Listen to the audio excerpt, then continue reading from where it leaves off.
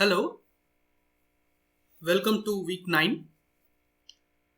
The agenda of this week is the string library, two-dimensional and multi-dimensional arrays, and dynamic memory allocation.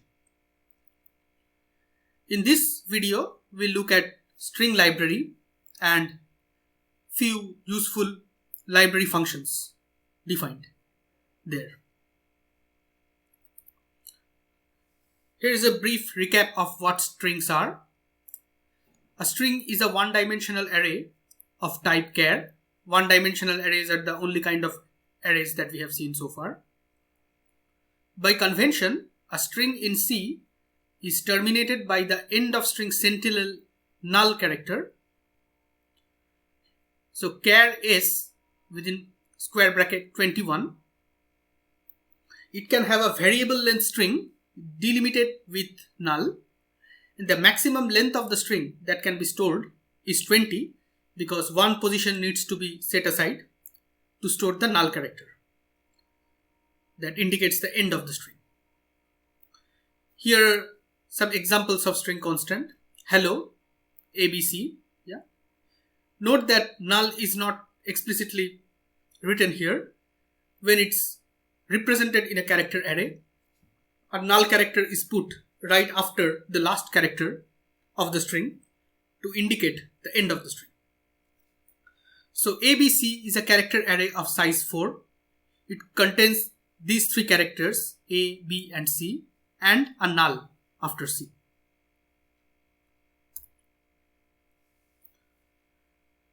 String constant.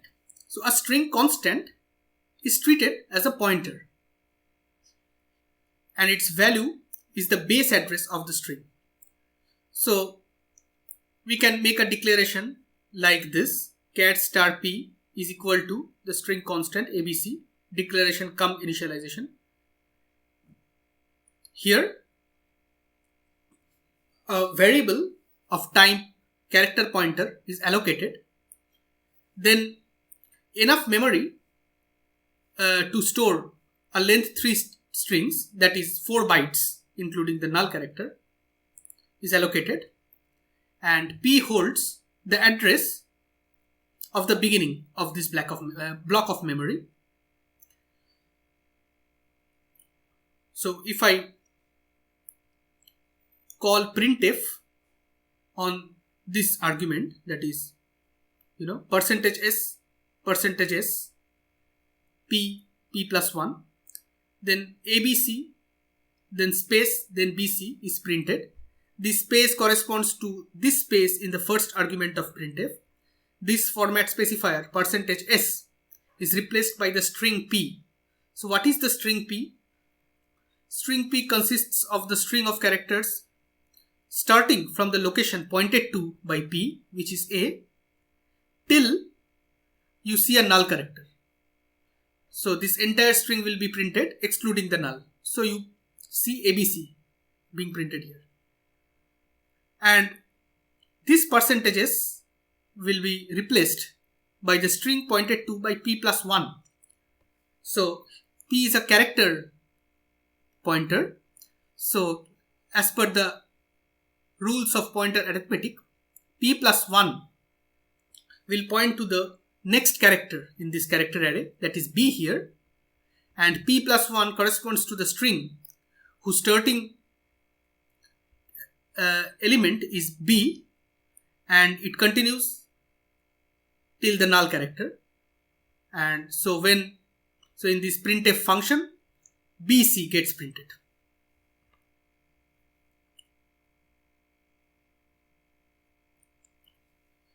So there are two different ways of declaring and initializing a string, and they are compared and contrasted in this slide.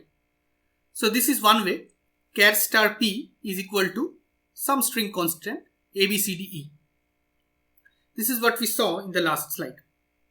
In this case, the compiler allocates space for p. So p is declared to be a character pointer, and a pointer is a variable like other variables. So a space is allocated to store p, and this space will hold address of some memory location where a character will be stored. Yeah.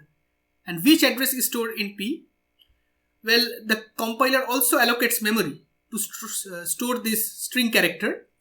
So the compiler needs to allocate 6 bytes for these 5 characters A, B, C, D, E and the terminal null character. So, and the compiler puts that string constant A, B, C, D, E together with null in that allocated block of 6 characters that it allocates. And so this is a block of 6 contiguous bytes, and P points to the base address of this string constant. That is, P points to the byte in which the first character, that is A, is stored. Here is another way of declaring and initializing a string. Here you declare char s, then an empty square bracket, opening and closed, equals a string constant. This is equivalent to this definition, where instead of writing ABCD within double quotes, you write the character constants A, B, C, D and E and null, each within single quotes, as a comma separated sequence of characters and inside curly braces. In this case, the compiler allocates 6 bytes of memory for the array S, which are initialized with 6 characters like before.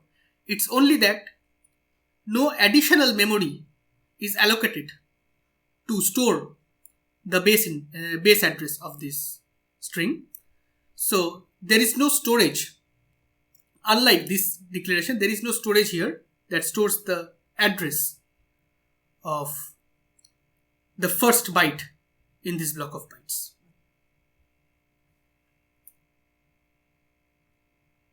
We said earlier in the last week's lectures that the name of an array, of a character array, let's say, is a constant character pointer.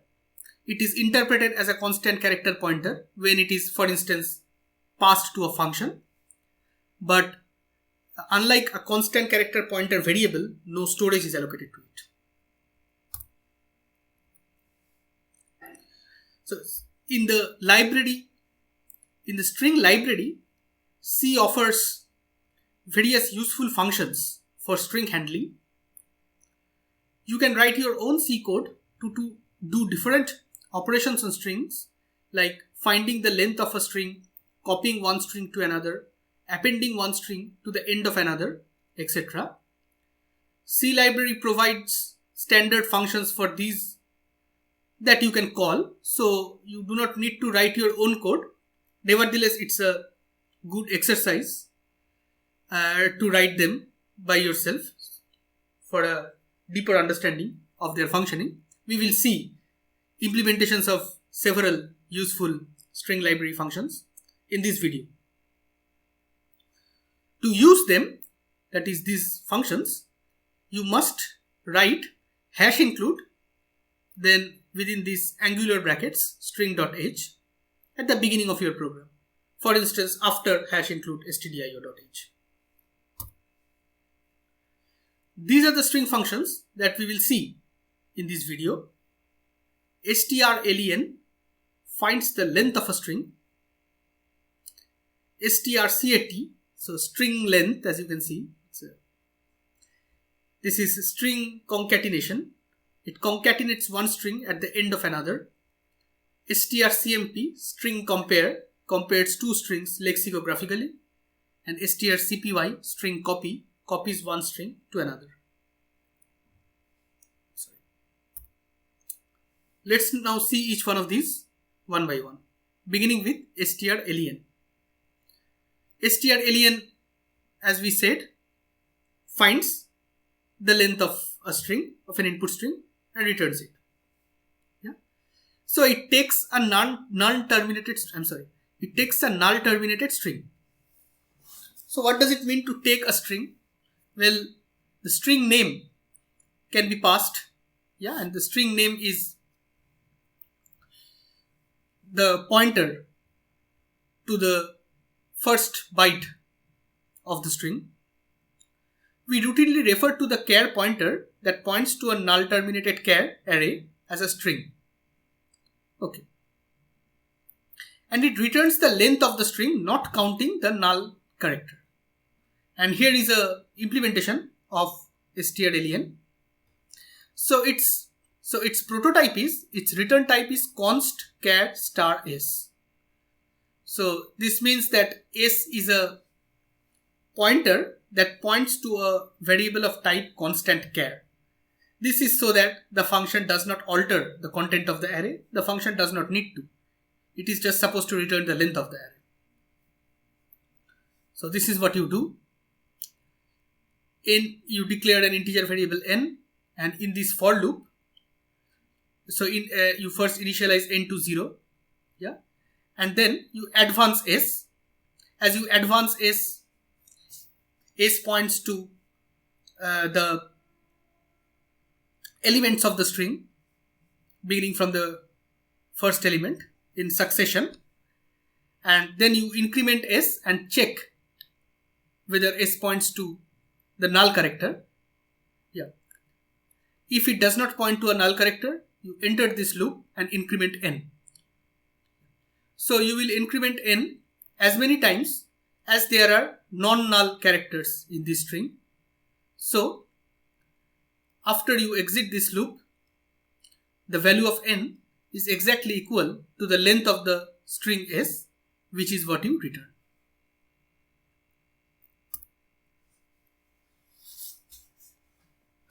Next, we look at strcat. The prototype is, the return type is char star. It will return a string that is a pointer to a character array, to the base address of a character array.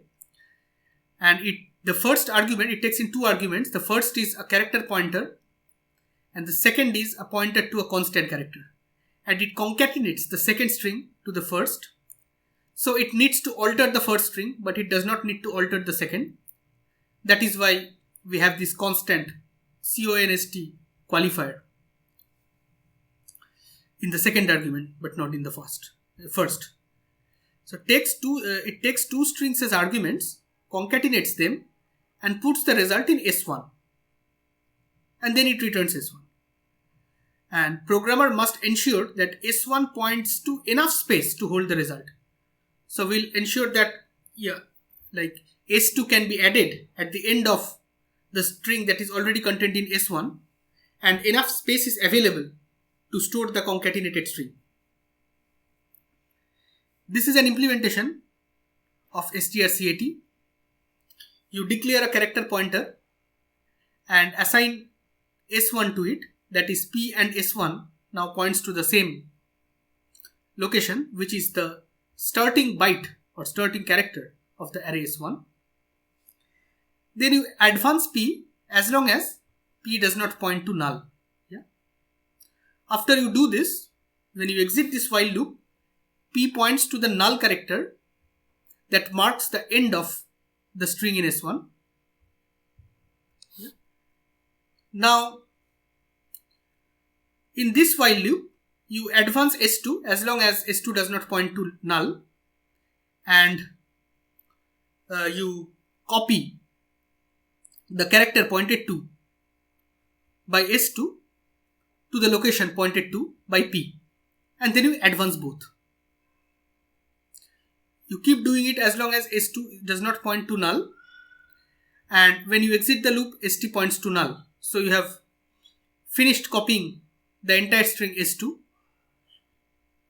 concatenating the entire string S2, and then we write down null at the end of the concatenated string, so that we have a valid null terminated string, and then we return S1. So S1 now points to the concatenation of the two strings. Okay. Let's now see this program a little, take a more careful look at this program.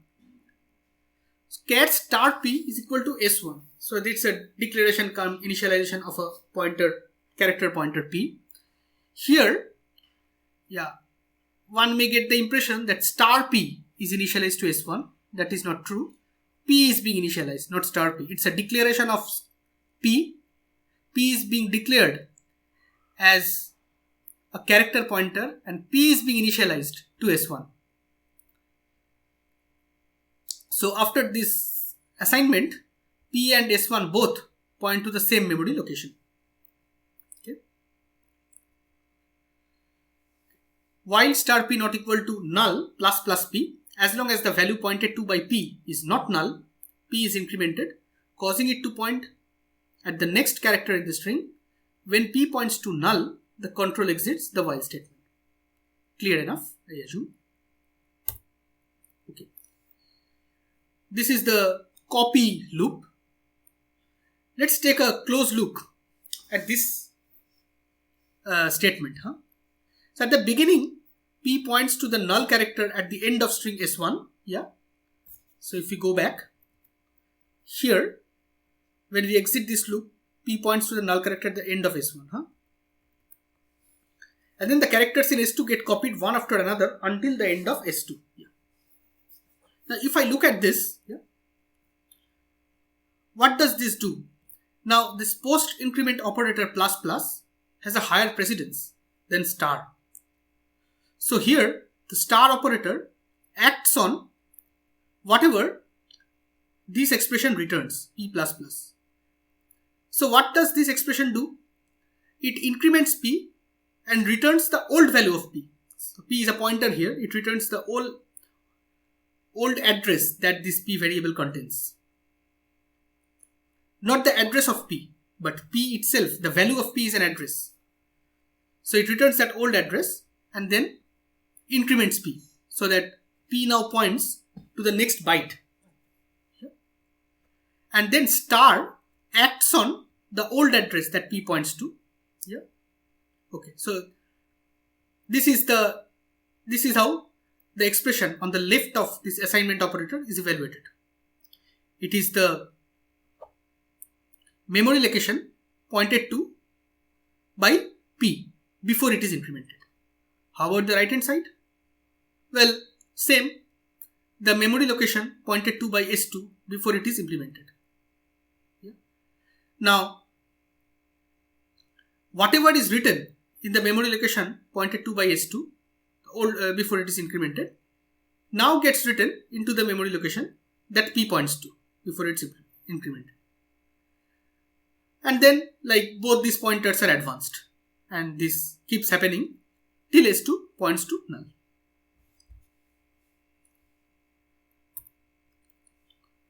Now star P is equal to null, that is you put null at the end of the concatenated string. Let's look at strcmp now. String compare. Both its parameters are constant char star because it does not have to alter any of its arguments. This is what the function is supposed to output. Two strings are passed as arguments. An integer is returned that is less than equal to 0 or less than equal to or greater than 0 depending on whether S1 is lexicographically less than, equal to or greater than S2 respectively.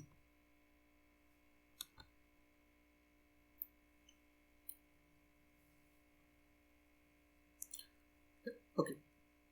So if S1 is less than S2, I mean the strings pointed to by S1 is less than the string pointed to by S2, then this function returns a negative number. If the two strings are equal, then the function returns 0.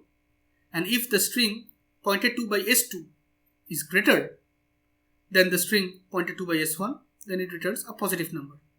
And less than and greater than are with respect to the lexicographic ordering of the strings. Here is an implementation of strcmp. Okay. So we advance both strings. In this for loop, we advance the pointers. So we first initialize the pointers. The pointers are already pointing to the base locations of the two strings. And we advance them until one of them becomes null. So we advance them as long as both are not equal to null.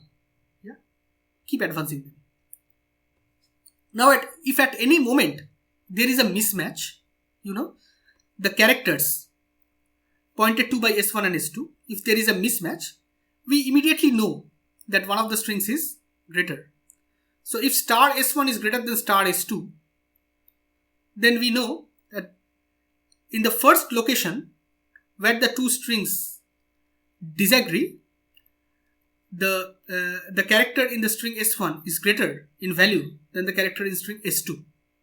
So you return 1. And if the character in string S2 is greater than character in string S1, you return -1. And with this return, the control returns to the caller function.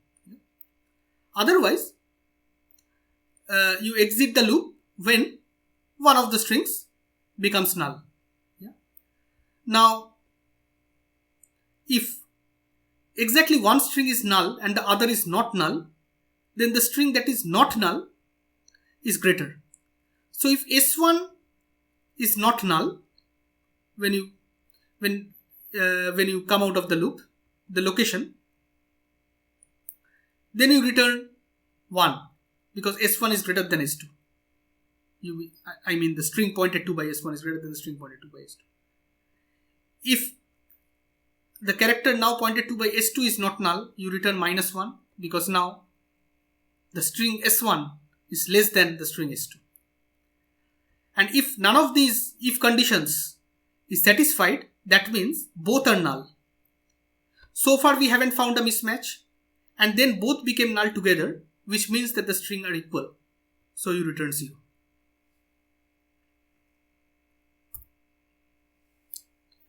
strcpy. What does it do? The characters in string S2 are copied into S1 until null is moved. Whatever exists in S1 is overwritten. So unlike string concatenation, if S1 already contains a string, that is overwritten. It is assumed that S1 has enough space to hold the result. The pointer S1 is returned. This is the prototype of the function. The pointer to S1 is returned. So the return type is character star, char star. The first argument is char star because this is a string that the function modifies. The second argument is const char star because the function does not need to modify this string. Here is an implementation of strcpy. You declare a character pointer and initialize it to S1. And then you, inside this while loop, you advance both P and S2, and in each iteration, every time you check this condition, you copy the content of, the content of the byte that is pointed to by S2 into the byte that is pointed to by P. And then you advance both. And how long do you go on? As long as this condition returns to false. When does this condition return false? It's an assignment. So the return value of this expression is just the right hand side of equality. So it returns false exactly when S2 points to the null character. That is, the end of S2 is reached. But when the condition returns false, that null is written into P. So you exit the loop after having copied all of S2, including the terminal null character, into the array pointed to by P. Here is an example of using various string functions that we saw. Let's go through it. So we define, so here is a single declaration cum initialization of two character arrays, that is strings S1 and S2. Char S1 square bracket equal to this string, beautiful space big space sky space country, and S2 is initialized to how space now space brown space cow. Then printf %d /n strlen s1. This is supposed to print the length of string s1. How large is it? How many characters does this string have? Let's just count. B 1 2 3 4 5 6 7 8 9 space 10 11 12 13 14 the space 15 16 17 then space 18 19 20 21 22 23 24 25. After that the array holds a null which we will not count. So 25 gets printed. The length of S2 is 9. You can verify and check.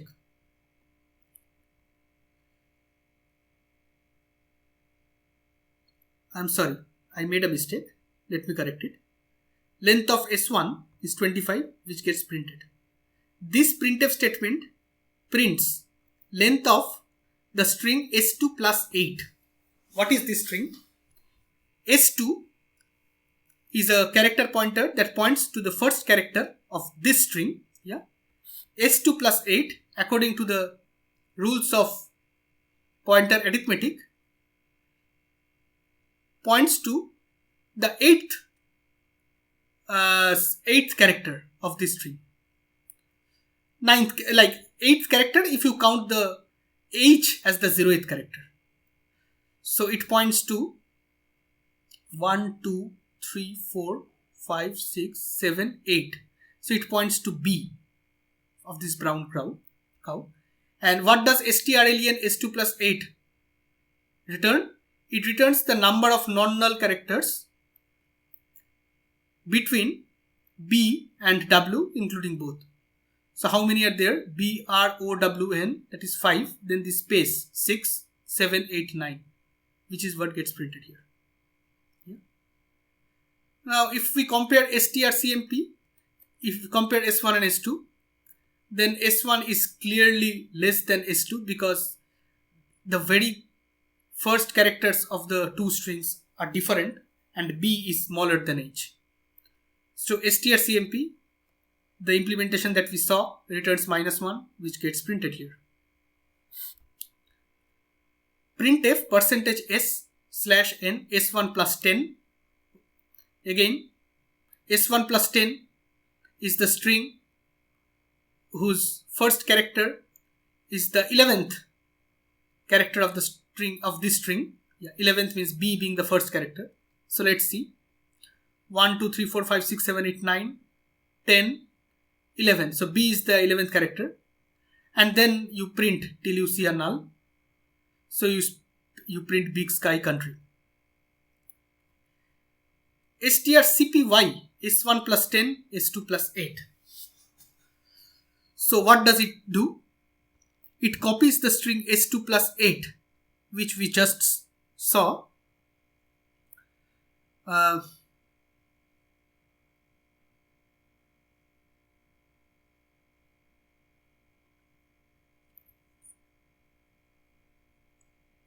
I'm sorry, s2 plus 8 is 1, 2, 3, 4, 5, 6, 7, 8, 9. So brown cow. Brown cow is the string s2 plus 8 and s1 plus 10 is big sky, beautiful, consists of 9 characters and there is a space here. So 10, the 11th character is big sky. So it copies brown's cow in this string starting from big sky country. So this gets overwritten by brown cow. So after that, so you get, what do you get? After this strcpy, this big sky gets overwritten by brown cow. And then you have a null. And then you have you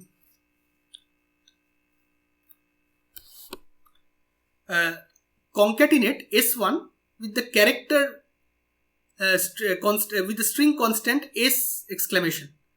Yeah, one of the arguments can be a character constant. The letter argument of strcat can be a character constant here. So this is S1 now, where after beautiful and space, instead of this big sky country, you have brown cow, and then you concatenate S exclamation, and then you print S1. So what gets printed is beautiful space brown cows, as you see here. Okay, that's all for this video. Thank you.